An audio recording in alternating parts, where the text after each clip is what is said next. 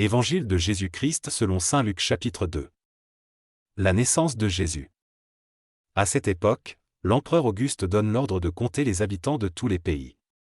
C'est la première fois qu'on fait cela. À ce moment-là, Quirinius est gouverneur de Syrie. Tout le monde va se faire inscrire, chacun dans la ville de ses ancêtres. Joseph quitte donc la ville de Nazareth en Galilée pour aller en Judée, à Bethléem.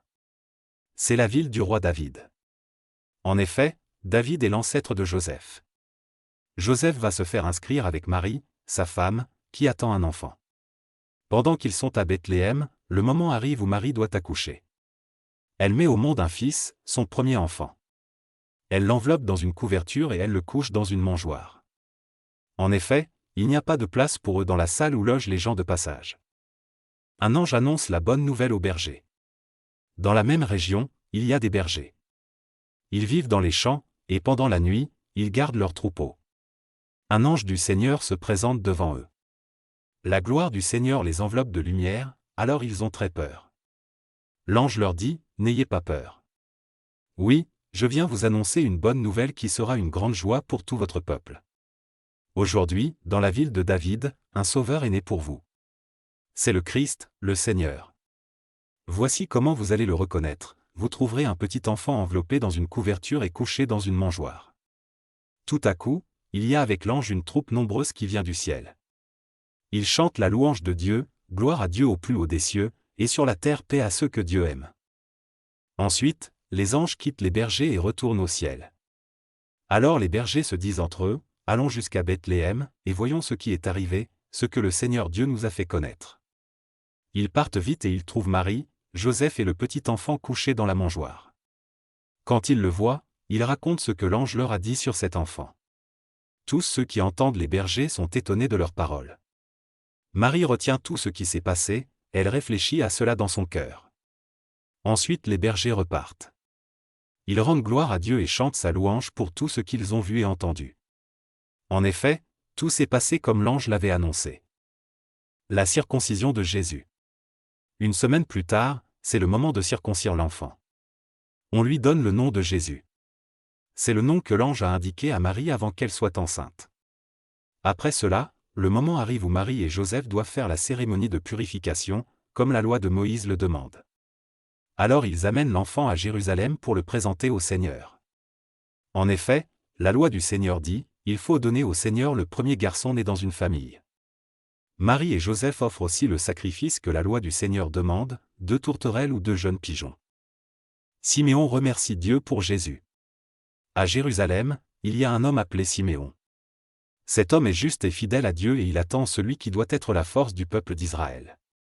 L'Esprit Saint est avec Siméon et il lui a dit à l'avance, « Tu ne mourras pas avant de voir le Messie du Seigneur Dieu. » Alors, Siméon, poussé par l'Esprit Saint, va dans le temple. À ce moment-là, les parents de Jésus amènent leur enfant pour faire ce que la loi du Seigneur demande pour lui. Siméon prend l'enfant dans ses bras, il remercie Dieu en disant, « Maintenant, Seigneur, tu peux laisser ton serviteur mourir dans la paix, comme tu l'as dit. Oui, mes yeux ont vu le salut que tu nous donnes. Tu l'as préparé devant tous les peuples. C'est la lumière qui te fera connaître au monde entier, c'est la gloire de ton peuple Israël. » Le père et la mère de l'enfant sont étonnés de ce que Siméon dit de lui. Siméon les bénit et il dit à Marie, la mère de Jésus, « À cause de ton enfant, beaucoup en Israël vont tomber ou se relever. Il sera un signe de Dieu, mais les gens le rejetteront.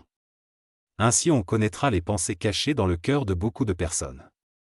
Et toi, Marie, la souffrance te transpercera comme une lance. » Anne remercie Dieu pour Jésus. Il y a aussi une femme prophète qui s'appelle Anne. C'est la fille de Phanuel, de la tribu d'Asser. Elle est très vieille. Elle a vécu avec son mari pendant 7 ans, puis elle est devenue veuve. Elle a 84 ans. Anne ne quitte pas le temple et elle sert Dieu nuit et jour, en jeûnant et en priant. Elle est là en même temps que Siméon et se met à remercier Dieu. Elle parle de l'enfant à tous ceux qui attendent la libération de Jérusalem. Jésus grandit à Nazareth. Quand les parents de Jésus ont fait tout ce que la loi du Seigneur demande, ils retournent en Galilée, à Nazareth, leur ville. L'enfant grandit et se développe. Il est rempli de sagesse, et le Dieu d'amour est avec lui. À 12 ans, Jésus va au temple de Jérusalem. Chaque année, les parents de Jésus vont à Jérusalem pour la fête de la Pâque. Quand Jésus a 12 ans, il vient avec eux, comme c'est la coutume. Après la fête, ils repartent, mais l'enfant Jésus reste à Jérusalem, et ses parents ne s'en aperçoivent pas. Ils pensent que l'enfant est avec les autres voyageurs. Ils marchent pendant une journée, puis ils se mettent à le chercher parmi leurs parents et leurs amis. Mais ils ne le trouvent pas. Alors ils retournent à Jérusalem en le cherchant. Le 3e jour, ils trouvent l'enfant dans le temple. Il est assis au milieu des maîtres juifs, il les écoute et leur pose des questions. Tous ceux qui entendent l'enfant sont surpris par ses réponses pleines de sagesse. Quand ses parents le voient, ils sont vraiment très étonnés, et sa mère lui dit, « Mon enfant, pourquoi est-ce que tu nous as fait cela? Regarde.